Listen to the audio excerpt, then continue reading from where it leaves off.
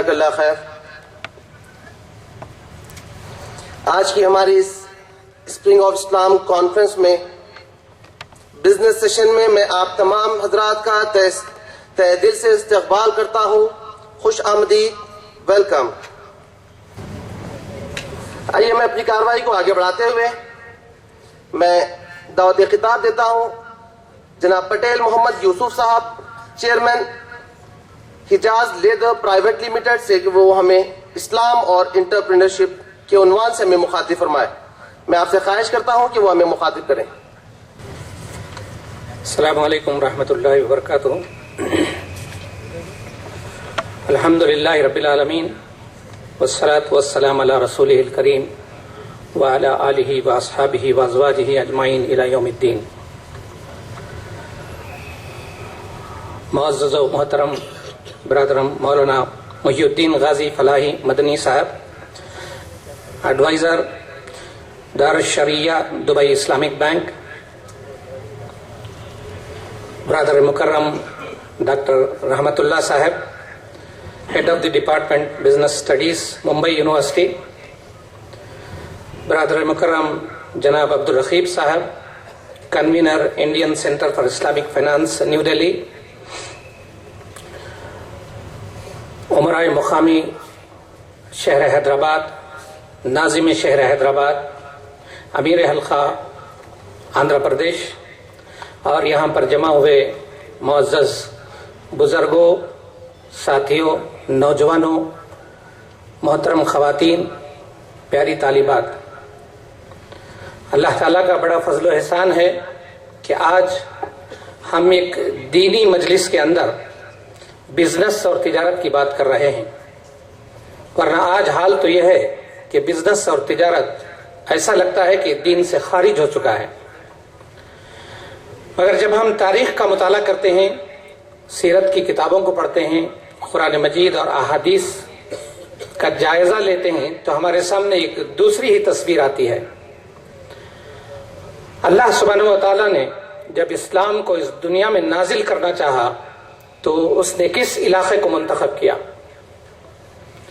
جزیرہ نما عرب، شہر مکہ، اور اس میں بھی وہ قبیلہ جو تاجروں کا قبیلہ تھا، خاندان قریش سے تاجر حضرات کو منتخب کر کے اللہ سبحانہ و تعالیٰ نے یہ بہتر سمجھا کہ دین کا یہ پیغام سب سے پہلے ان لوگوں کے پاس پہنچے کہ وہ لوگ دین کا حق ادا کریں گے اور دین کو پھیلانے کا کام بہتر طریقے سے کر سکیں گے۔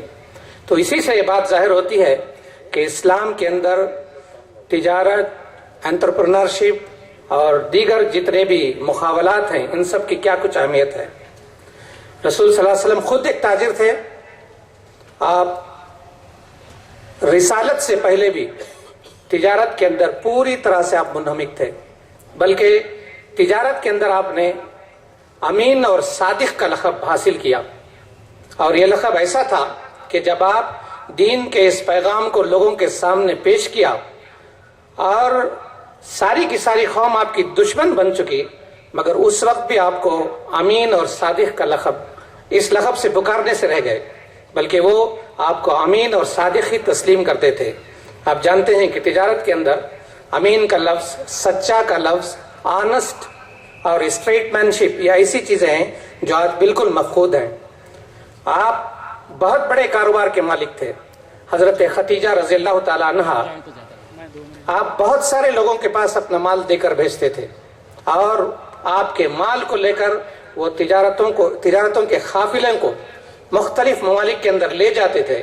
مگر حضرت خدیجہ رضی اللہ تعالی عنہا کا کہنا یہ ہے کہ مجھے جو سب سے زیادہ پسند آئی تجارت وہ رسول کریم صلی اللہ علیہ وسلم کی تھی، اس لیے کہ آپ نفع بھی زیادہ کماتے تھے اور اس کے اندر سچائی اور راست بازی بھی ہوتی تھی۔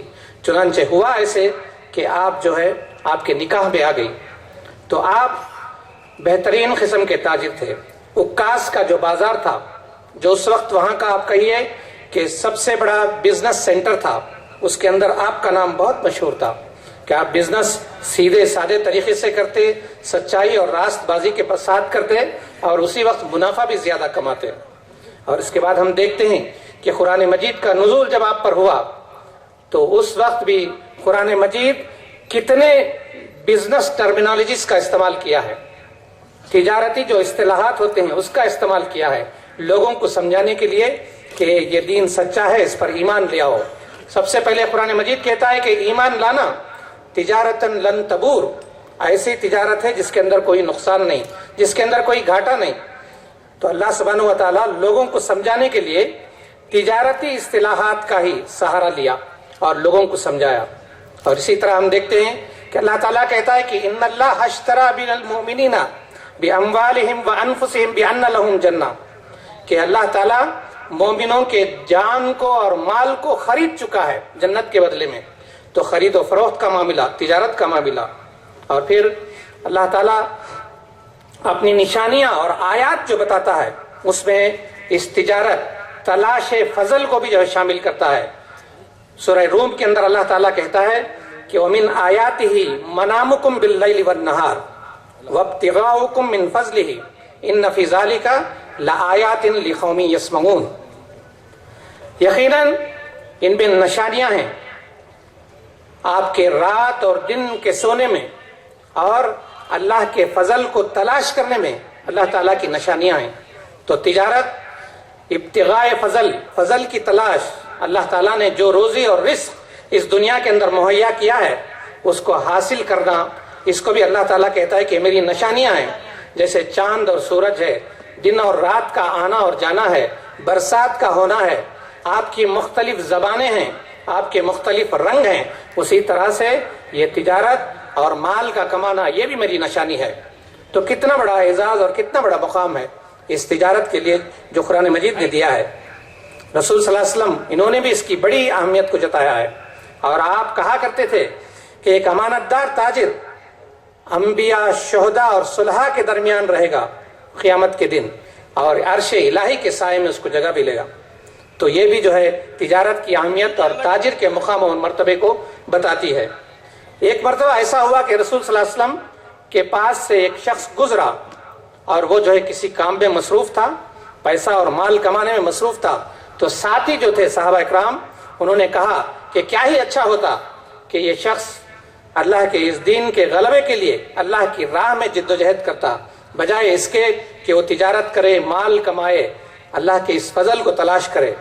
तो आप सल्लल्लाहु अलैहि वसल्लम ने कहा ऐसा मत कहिए। अगर वो शख्स अपने छोटे बच्चों की परवरिश के लिए जिद्दोजहद करता है तो ये राह खुदा में जिद्दोजहद के बराबर है।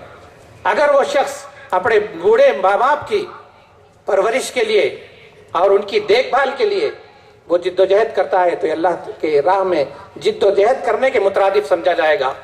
अगर वो शख्स दूसरों के सामने अपना हाथ फैलाने, लोगों से मदद मांगने, भीख मांगने के बजाय वो इस राह में जिद्दोजहद करता है तो मैं समझता हूं कि वो भी जो है अल्लाह ताला की राह में जिद्दोजहद करने के बराबर होगा। हाँ, अगर वो शख्स ज्यादा माल कमाने, लोगों के दरमियान फख्र जताने के लिए जिद्दोजहद करता है तो ये अल्लाह ताला की राह में जिद्दोजहद नहीं बल्कि शैतान की राह में जिद्दोजहद है। लिहाजा रसूल सल्लल्लाहु अलैहि वसल्लम ने भी इतनी अहमियत दी तिजारत को और लोगों को उभारा कि वो तिजारत करें, माल कमाएं। आप मदीना जाने के बाद सिर्फ मस्जिद और मदरसा के बनाने से इक्तिफा नहीं किया बल्कि आपने मार्केट भी बनाई और मार्केट भी ऐसी बनाई कि वहां पर सबके लिए यकसा मौके थे और आप खुद भी बार बार वहां जाते और उसका मुआयना करते। आज मसला यह है कि या तो हम तिजारत को दीन से काट देते हैं और इसको असल दुनियावी मामला समझते हैं और जब तिजारत के अंदर जाते हैं तो क़ैद व क़ानून के बगैर हम जो है काम करना चाहते हैं, अखलाकी पास व लिहाज को हम रखना नहीं चाहते। तो रसूल सल्लल्लाहु अलैहि वसल्लम ने न सिर्फ ये कि आपने जो है तिजारत करने की तरफ उभारा बल्कि लोगों को वहाँ के अखलाक, वहाँ के आदाब और वहाँ क्या अक़दार का पास व लिहाज रखना चाहिए उसको भी समझाया। आप बार बार मार्केट में जाते और लोगों को बताते कि ये भीगा हुआ माल है, इसको इस तरह से नहीं बेचना चाहिए, लोगों को जो ऐब है वो उस पर वाज़े किया जाए। तो लिहाजा अखलाक और तिजारत ये दोनों मिलकर चलते थे। तो यही असल जो है इस्लामी तिजारत है। और रसूल सल्लल्लाहु अलैहि वसल्लम के बाद हम देखते हैं कि सहाबा इकराम, उनके पास भी तिजारत का बहुत बुलंद और बाला मुकाम था। हजरत उमर रज़ियल्लाहु ताला अन्हु के बारे में मशहूर है कि वो कहा करते थे कि मेरी ख्वाहिश है कि मैं जिहाद में मारा जाऊं, शहीद हो जाऊं। اور اگر یہ نہیں ہو سکا تو میری دوسری خواہش یہ ہے کہ میں بازار میں مارا جاؤں, میری موت وہاں پر آئے جبکہ میں اللہ کے فضل کو تلاش کر رہا ہوتا ہوں, اس لیے کہ یہ بھی کوئی جہاد سے کم نہیں بلکہ جہاد اکبر ہے. مارکیٹ کے اندر آپ جائیں گے تو جھوٹ بولنے سے, لوگوں کو جو ہے دھوکہ دینے سے مال زیادہ کما سکتا ہوں, تو شیطان مجھے وہاں پر زیادہ بہکا سکتا ہے بجائے اس کے کہ میں جہاد کے میدان میں رہوں یا مسجد کے اندر رہوں یا عبادت کرتا رہوں. تو چنانچہ آپ نے کہا کہ میری دوسری خواہش یہ ہے کہ میں تجارت کرتا ہوا, لین دین کرتا ہوا بازار کے اندر میری موت آئے تو یہ مجھے زیادہ پسند ہے. صحابہ اکرام میں سے تاجر کتنے احباب تھے. حضرت ابو بکر رضی اللہ تعالیٰ عنہ آپ کپڑے کی تجارت کرتے تھے. حضرت علی رضی اللہ تعالیٰ عنہ کے بارے میں بتایا جاتا ہے کہ آپ اینٹیں تھاپتے تھے, برک کلن آپ کے پاس تھا, آپ راہٹ بھی چلاتے تھے, ویونگ کا کام آپ کرتے تھے, ویونگ مل جسے آج ہم کہتے ہیں, تو وہ کام وہ کرتے تھے. حضرت عثمان رضی اللہ تعالیٰ عنہ, حضرت عبد الرحمن بن عوف رضی اللہ تعالیٰ عنہ بہت بڑے ٹریڈرز تھے. آج کے جیسے ہم ٹاٹا اور برلا جسے ہم کہتے ہیں وہ مقام اور مرتبہ ان کا تھا. تاجر اور تجارت کے اندر بہت اونچے مقام پر فائز تھے. حضرت طلحہ, حضرت زبیر رضی اللہ تعالیٰ عنہما, یہ دونوں بھی جو ہے بڑے تاجر تھے. اب اس میں آپ کو جان کر تعجب یہ ہوگا کہ سارے صحابہ اکرام عشرہ مبشرہ میں شامل تھے. ہم جو ہے صحابہ اکرام کا نام جب ہمارے ذہنوں میں آتا ہے تو ہم سمجھتے ہیں صہیب رومی, جن کے کپڑوں میں پیوند لگے ہوتے تھے, جن کو دفن کرنے کے لیے جب کفن تلاش کی گئی تو ان کے پاس اتنا بھی کپڑا مہیا نہیں تھا کہ سر کو ڈھانپا جاتا تو پیر کھل جاتا, پیر کو ڈھانپا جاتا تو سر کھل جاتا. یہی ایک رخ ہم کو یاد ہے, ایک تصویر ہمارے سامنے ہے, اس سے انکار نہیں. یہ بھی تاریخ کی ایک حقیقت ہے, یہ بھی سیرت صحابہ کے اندر آپ پڑھ سکتے ہیں. مگر تصویر کا دوسرا رخ وہ بھی تو دیکھیے جس کے اندر صحابہ اکرام بڑے بڑے تاجر تھے, اور تاجر بھی ایسے کہ جب ایمان لائے تو اس وقت ان کے پاس تجارت تھی, اور اس کے بعد دین میں اس طرح آ کر لگ گئے کہ ان کی سب تجارت جاتی گئی. ایسی بات بھی نہیں. حضرت عثمان, حضرت عبد الرحمن بن عوف آخر وقت تک جب بھی رسول صلی اللہ علیہ وسلم کو مال کی ضرورت پڑتی تو سب سے زیادہ مال دینے والے یہی لوگ تھے. تو اس کا مطلب یہ کہ دین کے اندر آنے کے بعد بھی آپ کی تجارت ویسی کی ویسی ہی تھی. تو آج ضرورت اس بات ہی ہے کہ ہم تصویر کے دوسرے رخ کو بھی دیکھیں, صحابہ اکرام کا وہ پہلو, سیرت کا وہ پہلو جو ہمارے نظروں سے اوجھل ہے, اس کو بھی ہم پڑھیں. پھر اس کے بعد ہم دیکھتے ہیں کہ تابعین اور طبع تابعین, ان کے پاس بھی تجارت کا اعلیٰ مقام تھا. حضرت ابو حنیفہ رضی اللہ تعالیٰ عنہ, ان کے بارے میں تو مشہور ہے کہ بہت مشہور تاجر تھے. آپ کہا کرتے تھے کہ جس کے گھر میں آٹا نہ ہو اس سے مشورہ طلب مت کرو, بیچارہ بھوکا مفلس لاچار کیا مشورہ دے گا آپ کو. اس کے پاس جو سب سے مسئلہ نمبر 1, فرسٹ پرابلم کیا ہوگا, بھوک ہوگی, تو ایسے وقت کیا سوچے گا. تو آپ جو ہے بڑے تاجر تھے, تو آپ کا جو کہنا اور واعظ و نصیحت بھی تاجرانہ انداز کی تھی. تو آپ کے بارے میں کہا جاتا ہے کہ آپ اس وقت کے بڑے تاجروں میں سے آپ کا شمار ہوتا تھا. اور پھر اسی سے آپ دیکھتے ہیں کہ علماء اکرام کی فہرست, اس کے اندر وہ اپنے نام کے ساتھ اپنا پیشہ بھی لکھتے تھے, اپنی تجارت بھی لکھتے تھے. تو کتنے علماء اکرام ایسے ہیں جن کے ناموں کے ساتھ آپ ان پیشوں اور تجارت کو ہی پڑھ سکتے ہیں. حزہ نام کے ساتھ شامل ہوتا ہے, کیا ہے, موچی, شوز بنانے والا, شو انڈسٹری ان کے پاس تھی. خسار, لانڈری کا ان کا بزنس تھا. دہان, پینٹنگ, پینٹس بنانا اور پینٹر ان کا کام تھا. نساج, کپڑا بننے والا. اور پھر جو ہے ویونگ, جو ویونگ ملز ہوتے ہیں وہ ان کے پاس تھے. جرجانی, میٹلرجی کی بہت بڑی انڈسٹری ان کے پاس تھی. حداد, اسٹیل کمپنی تھا. خناد, شوگر فیکٹریز تھے. صابونی, جیسے صابن بنانے کی فیکٹریاں. زجاجی, گلاس کی فیکٹریاں. یہ سب میں تاجروں کی بات نہیں کر رہا ہوں, یہ سب علماء اکرام کے نام کے ساتھ آپ یہ دیکھ سکتے ہیں. اس سے مراد یہ ہے کہ وہ سب جو ہے ان بزنس کے اندر شامل تھے. تو اسی وجہ سے ہم دیکھتے ہیں کہ قرآن مجید کے اندر, رسول صلی اللہ علیہ وسلم کی احادیث کے اندر لوگوں کو جب تجارت پر ابھارا گیا تو صحابہ اکرام, اس کے بعد تابعین, طبع تابعین میں سے کثیر تعداد تاجروں کی نکلی. اور پھر جب اسلام پھیلتا گیا مختلف ممالک کے اندر تو ہم دیکھتے ہیں کہ ہر جگہ بزنس سینٹرز بنے. دنیا کی ساری بزنس اور تجارت کھنچ کھنچ کر جو ہے ان کے پاس آ گئی. چنانچہ بغداد, کوفہ, دمشق, قاہرہ, یہ سب سینٹرز بن گئے اور سب دنیا کے بزنسز یہاں پر چلنے لگے. اور صرف اتنا نہیں بلکہ سمندر پار بزنس کرنے کے لیے ان کو سمندری راستوں کی ضرورت پڑی. تو یہ انویسٹ کرتے تھے, ایسے لوگوں پر جو سمندر میں جائیں اور راستے کھوجیں. بتایا جاتا ہے کہ کرسٹوفر کولمبس جب اس نے جو ہے اپنا اس سفر اور اس کا بجٹ تیار کیا تو اس کا بہت بڑا حصہ مسلمانوں نے دیا کہ جاؤ اور راستہ تلاش کرو, ہم کو بزنس کے لیے راستہ چاہیے. تو اس وقت بات یہ تھی کہ دین کی دعوت اور بزنس دونوں ایک ساتھ چلتے تھے. آپ اس کو الگ کر ہی نہیں سکتے کہ صحابہ اکرام کیا وہ دعوت کے لیے سفر کیے یا تجارت کے لیے سفر کیے, دونوں ایک ساتھ تھے. وہ جو ہے تجارت اور دعوت میں کوئی فرق نہیں کرتے تھے. تو چنانچہ واسکو دا گاما, اس کے بارے میں بتایا جاتا ہے کہ اس کا سفر جب تیار ہوا تو اس میں بھی کچھ حصہ مسلمانوں کا لگا تھا. تو لہٰذا سمندری راستوں کی کھوج لگائی گئی اور دنیا بھر کے اندر یہ جو لوگ جا کر بزنس کرتے تھے. تو آج جو بتایا جاتا ہے کہ دین کی تبلیغ اور اس کی دعوت میں صوفیاء اکرام کا بہت بڑا ہاتھ ہے, ضرور ہے, مگر اس کے برابر تاجروں کا بھی ہاتھ ہے. تاجر اپنی تجارت کے ذریعے سے جو مختلف مقامات پر گئے تو انہوں نے دین کو ہر جگہ مقدم رکھا اور اس کی دعوت اور تبلیغ کو پہلے رکھا. خود ہمارے ہندوستان کی مثال ہے. جنوبی ہندوستان کے اندر کیرلا کے ساحلوں پر کس نے دین کو لایا؟ سب سے پہلے تاجروں نے لایا. ملیشیا اور انڈونیشیا کے اندر کس بادشاہ نے چڑھائی کی؟ وہاں پر کون سا مسلم بادشاہ حکومت کر رہا تھا؟ نہیں, یہ ہندوستان کے مسلم تاجر مسلمان ہونے کے بعد وہاں پر گئے اور انہوں نے دعوت کا کام کیا. چین کے اندر وہاں پر کون سی اسلامی حکومت قائم تھی, تو وہاں پر کیسے اسلام پہنچا؟ تو یہ سب جو ہے تاجروں کے ذریعے سے پہنچا. تو جب تجارت اتنی زیادہ پھیل گئی مسلمانوں کے اندر تو ہم دیکھتے ہیں کہ قرآن اور حدیث اس کے احکامات کو رکھ کر بہت سارے اقدار اور قوانین اور ضوابط وضع کیے گئے جو ہم اس سے پہلے تاریخ کے اندر نہیں دیکھ سکتے کہ تجارت کرنے کے لیے, بزنس کرنے کے لیے اتنے قاعدے اور قانون کی ضرورت ہے. چنانچہ اب دیکھتے ہیں کہ پیدائش دولت, پروڈکشن آف ویلتھ کیسے ہو, اس کے بارے میں ساری تفصیلات آپ جو ہے فقہ کی کتابوں کے اندر دیکھ سکتے ہیں. تقسیم دولت, ڈسٹریبیوشن آف ویلتھ کیسے ہو, اس کے بارے میں مسئلے مسائل آپ دیکھ سکتے ہیں. مبادلہ دولت, ایکسچینج آف ویلتھ کیسے ہو, صرف دولت, کنزمپشن آف ویلتھ کیسے ہو, کس طرح سے خرچ کیا جائے, اس کے بارے میں ساری تفصیلات آپ کتابوں کے اندر پڑھ سکتے ہیں.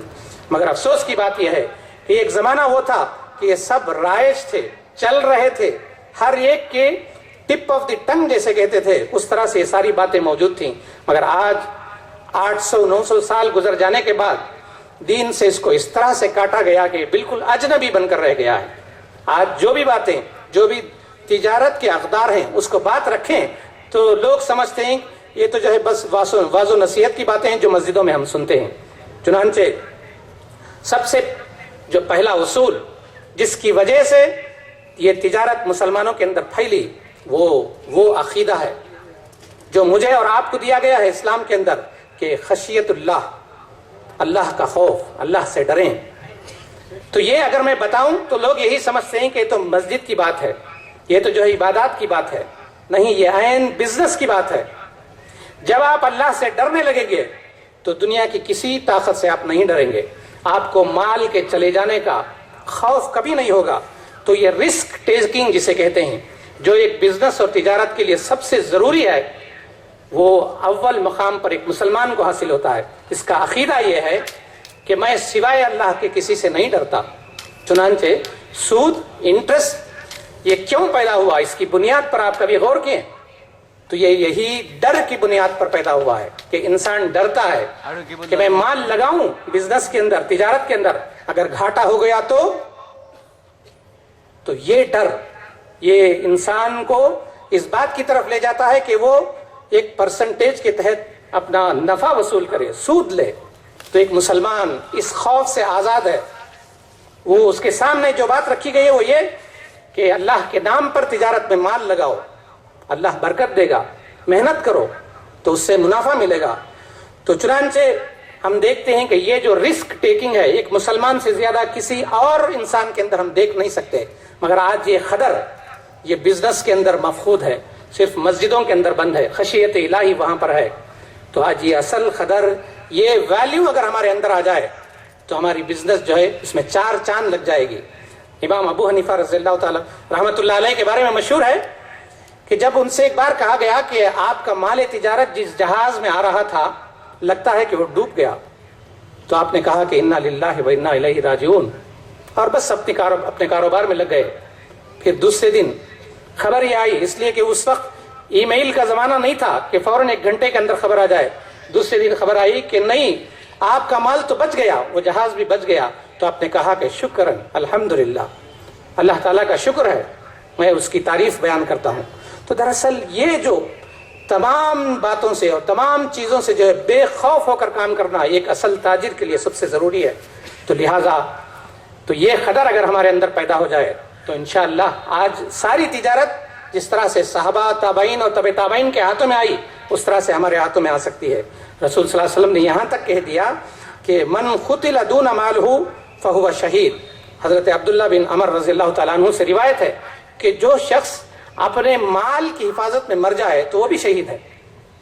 تو یہ باتیں تھیں جو انسان کو نقصان کے خوف سے جو ہے بالکل آزاد کر دیتی ہیں. تو کیلکولیٹڈ رسک جسے کہا جاتا ہے وہ اختیار کرنے کے لیے ایک مسلمان تیار ہو جاتا ہے. پھر دوسری جو قدر ہم کو دی گئی ہے وہ توکل علی اللہ. یہ بھی اگر میں کہوں تو یہ اصطلاح کہیں اور لے جائے گی آپ کو، عبادات کی طرف، دینداری کی طرف، جو روایتاً ہے ہمارے سامنے. یہ اصل میں ایک بزنس مین کے لیے ہے کہ وہ جب مال لگاتا ہے تو اللہ پر توکل کر کے لگاتا ہے. اس کے لیے ایک بہترین مثال رسول صلی اللہ علیہ وسلم نے لوگوں کے سامنے رکھا کہ توکل ایسا ہو مسلمانوں کے اندر کہ وہ جیسے پرندے ہیں، صبح اپنے گھونسلوں سے خالی پیٹ نکلتے ہیں اور شام کو خوب سیر ہو کر پیٹ بھر کے اپنے گھونسلوں پر آتے ہیں. تو یہ اصل کس کے لیے کہا گیا؟ یہ زیادہ جو موضوع ہے وہ بزنس مین کے لیے ہے. 2 باتیں کہی گئیں کہ پرندے یہ اللہ پر توکل کرتے ہیں کہ وہ رزاق ہے، کھلانے والا ہے. اور دوسری بات جو ہے وہ یہ کہ وہ رزق حاصل کرنے کے لیے گھونسلے سے باہر نکلتے ہیں. ایسا نہیں کہ گھونسلے کے اندر بیٹھ گئے اور پھر انتظار میں رہے کہ اللہ تعالیٰ کھلائے گا. تو یہ توکل، یہ کانسیپٹ جو دیتا ہے ایک بزنس مین کے لیے ایک بہترین قدر اور ویلیو فراہم کرتا ہے اگر اس پر ہم عمل کرنے لگیں تو. اور پھر دوسری بات جو رسول صلی اللہ علیہ وسلم نے کہی کہ اونٹنی کو پہلے باندھ دو پھر اللہ پر توکل کرو. تو یہ بھی جو ہے ہمارے پاس بزنس کے لیے ایک بہترین قدر ہمارے پاس دیتا ہے. اور پھر اسی کے ساتھ قرآن مجید کی ایک آیت ہے جس میں کہا گیا کہ وَلَا تُؤْتُوا السُّفَهَاءَ أَمْوَالَكُمْ الَّتِي جَعَلَ اللَّهُ لَكُمْ قِيَامًا. اپنے مال جسے اللہ نے تمہارے لیے قیام کا ذریعہ بنایا ہے بد عقلوں کو نہ دو. جو مال، جو انویسٹمنٹ، جو کیپٹل آپ کے پاس ہے تو وہ یا آپ کے پاس رہے، آپ خود کریں کاروبار اور بزنس، یا کچھ ایسے لوگوں کے پاس دیں جو اس کے قابل ہوں. بد عقلوں کو مت دو.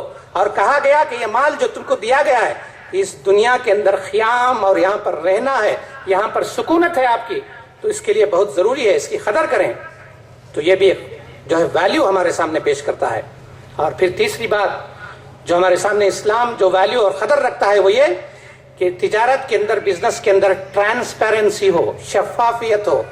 آج اس کو سیکھنے کے لیے ہم بزنس مینجمنٹ کے کورسز اور کلاسز میں کتنے لاکھوں روپے خرچ کر کے جاتے ہیں اور وہاں بات کیا بتائی جاتی ہے اس کو بدرجہ بہتر طریقے سے اللہ کے رسول صلی اللہ علیہ وسلم نے بتایا ہے ہم کو.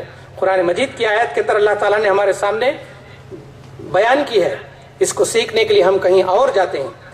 شفافیت اس کی سب سے پہلی مثال جو رسول صلی اللہ علیہ وسلم نے کہی ہے وہ یہ کہا کہ مسلمان شخص کے لیے جائز نہیں کہ وہ اپنے بھائی کے ہاتھ کوئی چیز فروخت کرے اور اس میں عیب ہو، الا یہ کہ وہ عیب کو جو ہے صاف صاف بتا کر بیچے. تو یہ کیا ٹرانسپیرنسی، اس سے زیادہ کیا ہو سکتی ہے؟ آپ کسی کو دھوکہ نہیں دیتے، آپ کسی کے آنکھوں میں دھول نہیں جھونکتے، بلکہ جو ہے وہ بتاتے ہیں آپ. تو ٹرانسپیرنسی کی ایک بہترین قدر اسلام نے ہمارے سامنے رکھی دی کہ یہ تجارت کا بہترین اصول ہے، اس کو اپناؤ اور جو دین و دنیا دونوں جو ہے کامیاب ہو جاؤ. حضرت ابو حنیفہ رضی اللہ تعالیٰ عنہ، بار بار میں انہی کی مثال دینا پڑتا ہے اس لیے کہ جو بہترین کامیاب تاجر ہمارے سامنے ہیں وہ آپ ہیں، اور باقی اور کتنے رہے ہوں گے تاریخ کے صفحات میں ابھی موجود نہیں ہیں. لوگوں نے، ہمارے مورخین نے اس قابل نہیں سمجھا کہ ان کے ان واقعات کو نوٹ کریں، یا کہیں اگر نوٹ بھی ہوں تو اتنے چھپا دیے گئے ہیں کہ ہمارے نظروں سے اوجھل ہیں. تو آپ کے بارے میں بتایا جاتا ہے کہ ایک بار آپ کی دکان سے ایک مال بک گیا جس کے اندر نقص تھا، اور شام کو جب پیسے لا کر اس مال کو بیچنے کے بعد ان کے ملازموں نے دیا تو آپ نے کہا کہ اس مال کے اندر نقص تھا، کیا آپ نے بتایا؟ تو انہوں نے کہا کہ نہیں ہم بھول گئے. تو انہوں نے کہا کہ نہیں یہ پیسے تو میں نہیں لوں گا, جاؤ اس گاہک کو تلاش کرو اور اس کو بتاؤ کہ نقص ہے, چاہے تو لے لے ورنہ اس کے پیسے, اس کا مال اس کو واپس دو اور ہمارا جو کپڑا تھا یا مال تھا وہ واپس لے کر آؤ. تو دن اور رات لوگ تلاش کرنے لگے. جب وہ گاہک مل گیا تو اس کو بتایا گیا اور اس کے بعد آ کر امام اعظم کے پاس بتایا گیا کہ نہیں ابھی یہ خبر اس کو پہنچا دی گئی ہے. تو اس وقت انہوں نے وہ مال منظور کیا اور اپنے جو ہے تجوری میں جمع کیا. اور آپ نے کہا کہ اگر وہ شخص نہیں ملتا تو میں آپ کو یہ حکم دیتا کہ یہ مال لوگوں کے درمیان صدقہ کر دیا جائے. تو یہ شفافیت, یہ ٹرانسپیرنسی ہے. تو آج ہم دیکھتے ہیں کہ مسلمان ایک زمانے میں جب دین پر مکمل کاربند تھے, ہمارے بچپن کا زمانہ تھا, میں تمل ناڈو سے آتا ہوں, تو وہاں کہا کرتے تھے غیر مسلم کہ اگر کوئی چیز لینے کی ضرورت پڑتی تو کہتے تھے کہ بائی کڑلے کوئی وانگوں گا, یعنی مسلمان کی دکان سے لے کر آؤ اس لیے کہ صحیح مال ملے گا, اس کے اندر کوئی عیب نہیں ہوگا. آج اسلامی بینک اور جو روایتی بینک کنونشنل بینکس ہیں دونوں کے درمیان کیا فرق ہے ٹیبولر کالم میں بتایا گیا ہے. تو اس میں ایک فرق یہ بھی بتایا گیا ہے کہ Islamic banks are the most transparent banks, their books of accounts are not cooked.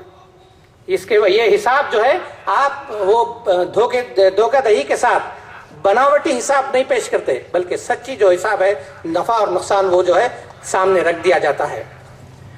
اور پھر رسول صلی اللہ علیہ وسلم نے کہا کہ تاجر لوگ قیامت کے دن بدکار کی حیثیت سے اٹھائے جائیں گے سوائے ان تاجروں کے جنہوں نے اپنی تجارت میں تقوی اختیار کیا, نیکی اختیار کی اور سچائی کے ساتھ معاملہ کیا. تو یہ اقدار ہیں, یہ بیس ہے جس پر رکھ کر ہم کو کاروبار کرنا چاہیے. اور پھر اسی طرح جیسے میں پہلے کہا کہ قیامت کے دن سچا تاجر, سچا اور امین جو تاجر ہوگا وہ انبیاء علیہ السلام کے ساتھ اٹھایا جائے گا, شہداء کے ساتھ وہ رہے گا, اور پھر جو ہے صدیقین کے ساتھ جو ہے وہ رہے گا. اور یہاں پر جو بات بتائی گئی ہے الصدوق الامین, بتایا جاتا ہے کہ صدوق اور امین مبالغے سپرلیٹیو کے صیغے ہیں کہ اتنا سچا ہوگا وہ. تو یہ بھی شفافیت اور پھر جو ہے ٹرانسپیرنسی ہے. پھر اس کے بعد رسول صلی اللہ علیہ وسلم نے کہا کہ مال بیچنے کے لیے زیادہ قسمیں مت کھایا کرو, اللہ کی قسم لے لے کر مت بیچو.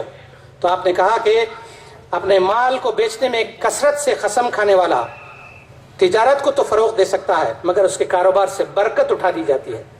اور پھر ایک دوسری حدیث میں رسول صلی اللہ علیہ وسلم سے منقول ہے کہ آپ نے کہا کہ اے طبقہ تجار, خرید و فروخت میں بے فائدہ باتیں اور قسمیں کھانے کی صورتیں پیش آتی ہیں, لہٰذا خرید و فروخت کے ساتھ صدقہ و خیرات کو بھی ملائے رکھو کہ آپ کی چھوٹی موٹی گناہیں اس سے دھل جائیں. پھر اس کے بعد ٹرانسپیرنسی کی جو تیسری بات رسول صلی اللہ علیہ وسلم نے رکھی وہ یہ کہ ناپ تول میں کمی, دھوکے کے ساتھ چھپا کر نہیں بیچنا ہے. اور آپ نے کہا کہ ناپ تول والے تاجروں کو مخاطب کرتے ہوئے آپ نے کہا تم لوگ دو ایسے کاموں کے ذمہ دار بنائے گئے ہو جن کی وجہ سے تم سے پہلے کی قومیں ہلاک کر دی گئی ہیں, لہٰذا ان سے بچو. تو یہ ایک قدر ہے ٹرانسپیرنسی جسے اسلام ہمارے سامنے پیش کرتا ہے. پھر چوتھی بات جو اسلام ہمارے سامنے پیش کرتا ہے وہ یہ کہ تجارت کے اندر جو عہد اور وعدے آپ کرتے ہیں, جو کانٹریکٹس آپ بناتے ہیں, عہد کو وفا کرو, وعدے کو وفا کرو, جو آپ جو ہے کبھی اس کی خلاف ورزی مت کرو. یہ جو ہے صرف اللہ تعالیٰ کے پاس جواب دہی اور وہاں کے سزا سے بچنے کا ذریعہ نہیں بلکہ اس دنیا کے اندر آپ کی تجارت کو ترقی دینے کا بھی بہترین ذریعہ ہے. آج کتنے کانٹریکٹس ہم اس میں بناتے ہیں جس کے اندر ہمیشہ ہم لوپ ہولز تیار کرتے ہیں, سخم کہاں پر ہے, کمزوری کہاں پر ہے جس سے ہم فائدہ اٹھائیں. تو یہ ٹرانسپیرنسی نہیں ہے. تو اگر ہم سیدھے اور سچے راست روی کے ساتھ بزنس کریں گے تو یہ اس کا ثواب دنیا کے اندر بھی ملے گا اور آخرت کے اندر بھی ملے گا. یہ پیمنٹس کے تعلق سے ہو, ڈیلیوریز کے تعلق سے ہو یا خریداری کے تعلق سے ہو, ہر جگہ اس کا لحاظ ہم کو رکھنا چاہیے. یہ بھی ایک یہ جو ہے بہت بڑی ویلیو ہے جو اسلام ہمارے سامنے پیش کرتا ہے. حضرت علی رضی اللہ تعالیٰ سے مشہور ہے کہ وعدہ بھی ایک قرض ہے, اس کو بھی جو ہے واپس دینا ہے ہم کو. منافقین کی 3 نشانیاں اللہ کے رسول صلی اللہ علیہ وسلم نے بتائی, تینوں کے 3 بزنس سے تعلق رکھنے والے ہیں, نماز پڑھنے کے تعلق سے نہیں, روزہ رکھنے کے تعلق سے نہیں. آپ نے بتایا کہ وہ شخص جو منافق ہوگا بولے گا تو جھوٹ بولے گا. جھوٹ سب سے کہاں سے زیادہ بولی جاتی ہے بزنس کے اندر. وعدہ کرے تو اس کی خلاف ورزی کرے گا, امانت رکھا جائے تو اس میں خیانت کرے گا. تو یہ بہترین ویلیوز ہیں جس کو جو ہے رسول صلی اللہ علیہ وسلم ہمارے سامنے پیش کیا ہے، اس پر عمل کیا ہے اور بتایا ہے کہ یہ ذریعہ ہے، یہ طریقہ ہے بزنس کا، اس طریقے سے آپ بزنس کرو گے تو آپ کا بزنس بھی عین تجارت بن جائے گا۔ پھر اس کے بعد تجارت کے اندر کفایت شیاری اور اس کے اندر اسراف سے بچنا، قناعت کرنا۔ آج بدقسمتی یہ ہے کہ مسلمانوں کے اندر قناعت کہاں آ گیا؟ مال کے کمانے میں آ گیا، جبکہ قناعت آپ کو بتایا گیا ہے مال کے خرچ کرنے میں۔ آج ہم دینداری اس کو سمجھتے ہیں کہ مال زیادہ نہیں کمائیں، جتنی ضرورت ہو اتنا کمائیں، اس سے زیادہ نہیں کمائیں۔ کس نے کہا آپ کو؟ آپ کو تو یہ کہا گیا ہے کہ مال زیادہ سے زیادہ کماؤ اور اپنی ذات پر بھی اسراف مت کرو، جتنی ضرورت ہے اتنی خرچ کرو اور باقی جو ہے سارے لوگوں پر خرچ کرو، اللہ کے راستے میں خرچ کرو۔ مگر شیطان نے ہم کو ایسا بہکایا کہ ہم جو ہے کمانے میں قناعت کرنے لگ گئے اور خرچ کرنے میں تو اسراف آج بھی ہمارے پاس ہے۔ تو یہ بزنس کا اصل گر ہے کہ اسراف پر کنٹرول رکھا جائے، کاسٹ آف پروڈکشن کو کنٹرول کیا جائے۔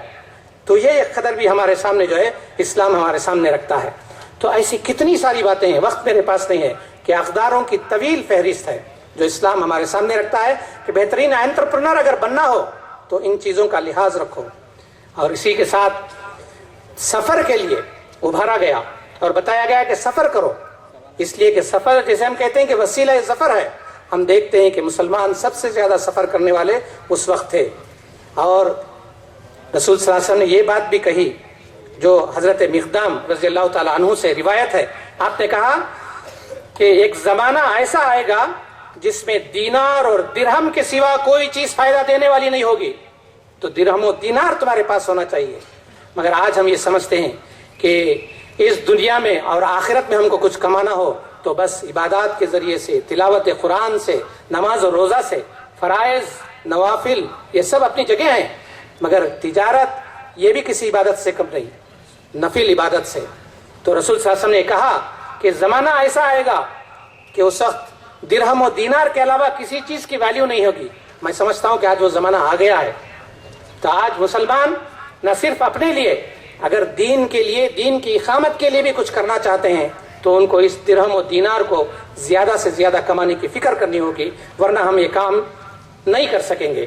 بلکہ رسول صلی اللہ علیہ وسلم نے اس سے آگے کہا کہ تم اپنی اولاد کو مالدار چھوڑ جاؤ، یہ اس سے بہتر ہے کہ انہیں تم محتاج چھوڑ کر جاؤ اور بھیک مانگتے پھریں۔ تو آج ہمارا تصور کیا ہے مال کے تعلق سے، تجارت کے تعلق سے؟ بالکل اس سے مختلف ہے۔ چنانچہ ہم نے دیکھا کہ تاریخ کے اندر جب تجارت کو اتنا زیادہ ابھارا گیا تو تجارت کی مختلف شکلیں ہمارے پاس آئیں کہ بڑی تجارت کی جائے، تو اس لیے شرکت کے، مضاربت کے اصول بنائے گئے اور ان کے تحت جو ہے کام ہوا اور بزنس جو ہے بہت آگے بڑھ گیا۔ اور اللہ تعالیٰ خود کہتا ہے کہ جب دو لوگ تجارت کے اندر شریک ہو جائیں تو میں تیسرا بن جاتا ہوں، جب تک کہ ان میں سے کوئی ایک خیانت نہ کرے، اگر خیانت کر جائے تو میں ہٹ جاتا ہوں اور شیطان اس جگہ آ جاتا ہے۔ تو پارٹنرشپ، اس کی اہمیت کو جتایا گیا تاکہ بزنس پھیلے، زیادہ سے زیادہ مال جو ہے مسلمانوں کے ہاتھ آئے۔ اور پھر اسی کے ساتھ مضاربت کے تعلق سے، یعنی جیسے ایک آدمی اپنا سرمایہ اور مال لگایا، دوسرا آدمی کام کیا، تو اس کے بارے میں بھی جو ہے رسول صلی اللہ علیہ وسلم نے کہا کہ 3 چیزوں میں بڑی برکت ہوتی ہے۔ ایک یہ کہ مقرر وعدے کے مطابق کام کیا جائے، چاہے بیچے چاہے خریدے کچھ بھی ہو، اور دوسرا جو ہے مضاربت، یعنی سلیپنگ پارٹنرشپ کا جو تصور ہے وہ، اور تیسری بات جو بتائی گئی وہ یہ کہ گھر کے اندر آپ جب گیہوں استعمال کرو تو کچھ جو بھی ملا لو، مطلب آپ گھر میں اگر استعمال کرنا ہو تو اس طرح سے ملا کر کے کھاؤ تو اس میں برکت ہوگی، بیچنے کے لیے نہیں۔ تو لہٰذا ہم دیکھتے ہیں کہ ایک طویل فہرست ہے جس میں رسول صلی اللہ علیہ وسلم نے ہمارے سامنے تجارت کے اصول و ضوابط کو رکھا۔ تو ان چیزوں پر جب مسلمان کاربند رہے تو ساری بزنس سارے دنیا سے کھنچ کر ان کے پاس آنے لگی اور بہت مشہور اور بڑے بڑے تاجر مسلمان بنے۔ آج جو ستم ظریفی ہے وہ یہ کہ ہم اس کی اہمیت کو نہیں سمجھتے، اور اس سے زیادہ یہ کہ ہم اس کو دین نہیں سمجھتے، جبکہ قرآن اور رسول صلی اللہ علیہ وسلم نے کہا کہ یہ عین دینداری ہے۔ جب اسلامی اقدار کے مطابق آپ کام کریں تو انٹرپرنرشپ جو ہے یہ اصل اسلام کے اندر ہے۔ اسلام فطری طور پر ایک تجارتی دین ہے، جیسے میں نے پہلے آپ کے سامنے باتیں رکھی ہیں، تو اس کی فطرت کے اندر تجارت ہے۔ تو مجھے اور آپ کو پھر سے جو ہے ایک بار اس کا مطالعہ کرنا پڑے گا، معلوم کرنا پڑے گا کہ وہ کیا اقدار ہیں جن کو ہم لیں اور ہم جو ہے تجارت کو پھیلائیں. اور آخری بات جو میں کہنا چاہتا ہوں وہ یہ کہ یہ تجارت کی جو باتیں کہی گئی ہیں یہ صرف مردوں کے لیے نہیں ہے. خواتین اور عورتیں بڑی بڑی تاجر تھیں اس وقت, وہ خود بھی کاروبار کرتی تھیں اور بڑے بڑے بزنس کے اندر انویسٹ بھی کرتی تھیں. حضرت خدیجہ رضی اللہ تعالیٰ عنہ تو اس کی بہت بڑی مثال ہے. اس کے بعد بھی ایک طویل فہرست ہے مسلمان تاجروں کی. تو لہٰذا مرد ہو خاتون ہو ہر ایک کے لیے ضروری ہے کہ وہ تجارت کے بارے میں پھر سے ایک بار مطالعہ کریں, قرآن و سنت کی روشنی میں مطالعہ کریں اور ان اقدار کو اپنائیں. اور اس وقت جو ہے میں سمجھتا ہوں تجارتوں کے اندر برکت بھی ہوگی اور زیادہ سے زیادہ مسلمانوں کے پاس مال بھی آئے گا اور اقامت دین کا کام کرنے کے اندر مضبوطی بھی آئے. میں اللہ تعالیٰ سے دعا کرتا ہوں کہ اللہ تعالیٰ ہمیں توفیق دے کہ ہم تجارت کے اصول و ضوابط کو پڑھیں اور اس پر عمل کرنے والے بنیں, اور اس سے جو حاصل ہونے والا فائدہ ہے ہم اپنے لیے بھی استعمال کریں, لوگوں کی انسانیت کی بھلائی کے لیے بھی استعمال کریں اور اقامت دین کے اس کام میں بھی استعمال کریں. آمین. وآخر دعوانا الحمدللہ رب العالمین.